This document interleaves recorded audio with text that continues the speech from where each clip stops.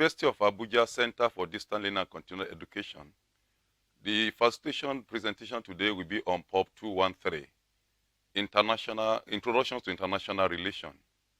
The course information and features profile. As I've mentioned, the course code is POP 213. The title is Introductions to International Relations, and it's a 3-credit unit. The section is for 2019-2020. The facilitator is Dr. B. Solomon, a part-time lecturer in the Department of Public Administration, Faculty of Management Sciences, University of Abuja, main campus. Then my phone numbers are displayed there. The first one is 08075109344, 08025471770, and my email address is solomon.adekunle@uniabuja.edu.ng. The office hour is Monday every week, 2 p.m. to 3:30 p.m. And online hours, instructions will be available for consultation during the office hour and contact through email. General course overview. This course will introduce to you the study of international politics and the main approaches, theories, and debates in the discipline of international relations. The main aims are both to introduce you to some of the main issues of international politics, such as war and peace, foreign policy, diplomacy, regional integration and security, to make you familiar with different ways to conceptualize and analyze these issues.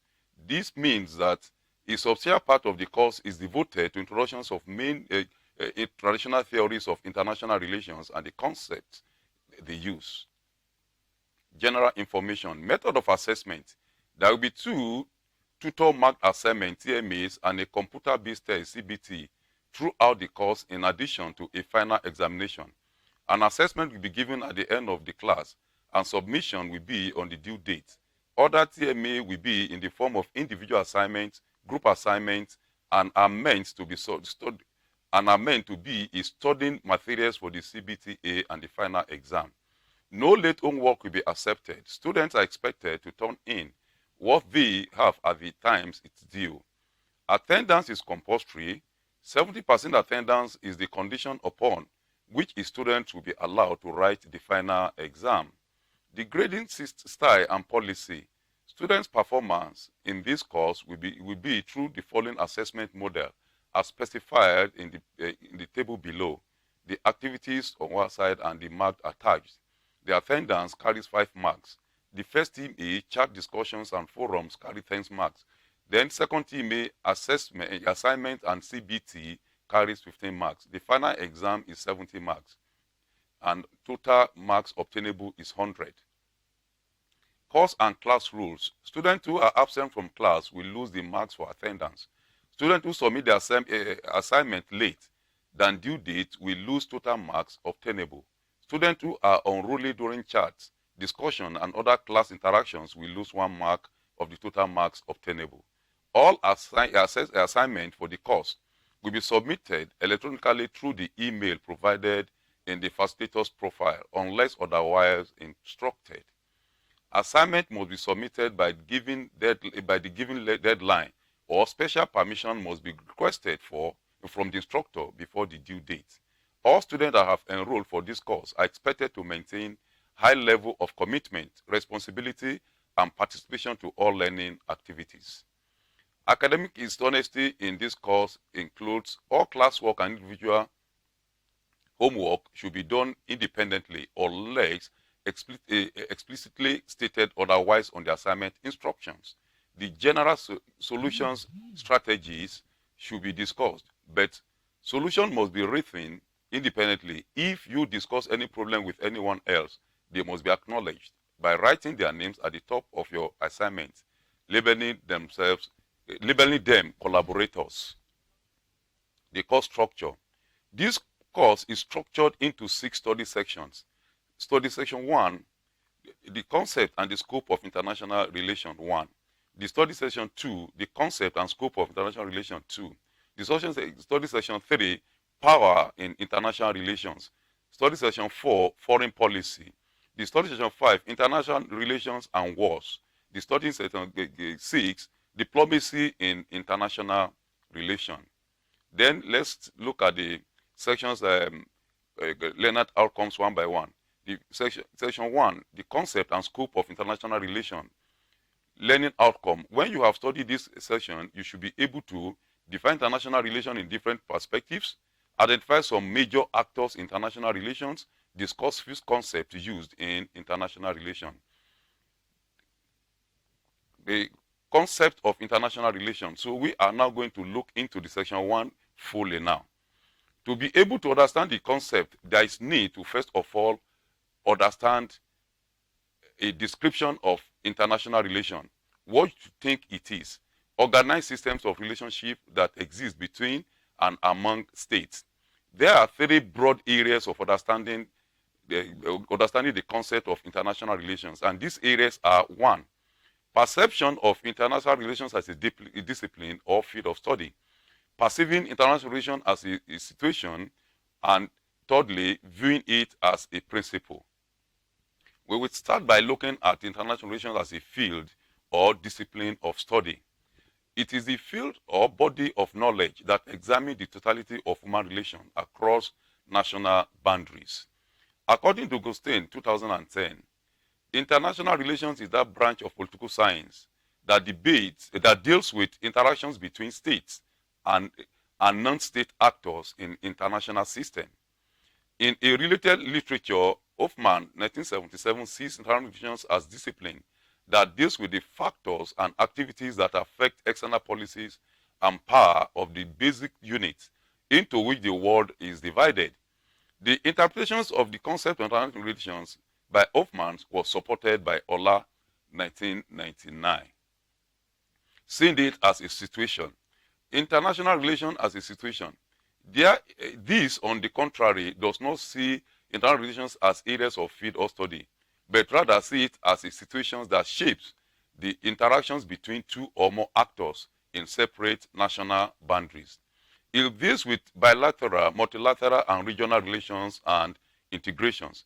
These definitions encompasses war, conflict, dispute, separations, belligerence, settlements, pacts, treaties, corporations, conferences, and organizations. International relations as a principle. International relations as a principle envisage a set of ideas that builds up the public policy domain for the influence of states' external relations. This signifies the foreign policy of states, national interests, and diplomatic principles. This, for instance, known as the principle for foreign policy, diplomatic principles, and foreign policy of a state. Then let us look at the various actors. We are going to look at the state actors and the non-state actors. We are starting with the state actors. International relations involve some principal actors who determines and shape how the state should be run. These principal actors as follows: state actors, non-state actors. We are starting with the state actors. A state is a territorial delineated entity occupied by people with an independent governmental authority. From the above interpretation, a state is composed of the following: a defined territory demarcated by specific boundaries, a defined population residing in the country, an integrated set of institutions that are capable of making and enforcing laws over this population, that is internal sovereignty, the recognitions of other states of the sovereignty of that state, external sovereignty. Then the non-state actors. These are actors that share some but not all of the characteristics of states, or incorporated 2 or more states in a new entity.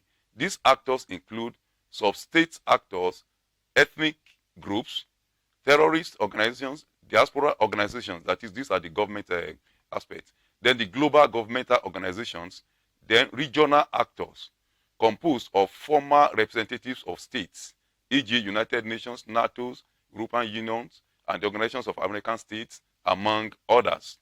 Global non-actors organization. Global boundaries actors composed of international representation that is not necessarily official.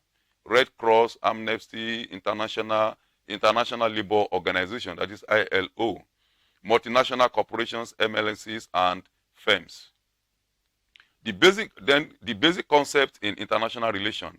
These are the basic concepts. We have diplomacy, we have foreign policy, we have the national interest, we have the national rules, constitution, we have the war, and international integrations of states policy and balance of power. Then these concepts will now be briefly looking to one after the other. Diplomacy is a process of convincing, persuading, bargaining, and negotiating international relations. Foreign policy. Foreign policy is a designated principle that guides the conduct of states, international relations on the global stage. National interest. National interest is the interest of states which it seeks to protect and promote at international level and in its relations with other states. National roles conception. This refers to the active articulations of the content of states' actions in international relations in order to gain desired advantage over other partners. Hostis 1987. Then war. War is usually regarded as the absence or composition of peace and diplomacy because it represents a broken down in states interaction. War is generally referred to as direct aggressions between parties. In international relations, war has been described as the state of hostility between two or more states. Instrument of state policy. Instruments of state policy are those important functions that are within the disposal of a state to apply them in making policies that represent it in the international community. These instruments are called strategies in international relations. Balance of power. Balance of power in international relations envisage striking at the point of equilibrium, a balance in power of any kind. This may involve military, economic, technological, and social areas of power. Summary of what we have just done in study session 1. In this study, you have explained that the international relations is the interactions between states, which also involves governmental and non-governmental relations and basic concepts looking into the actors also. Then the self-assessment questions. 1. Identify and discuss some of the concepts in international relation. 2. Identify the major actors in international relation. If you are able to assess yourself and answer these questions correctly, then it's as good as if maybe you have comprehended what we need to know in this section of study. Thank you.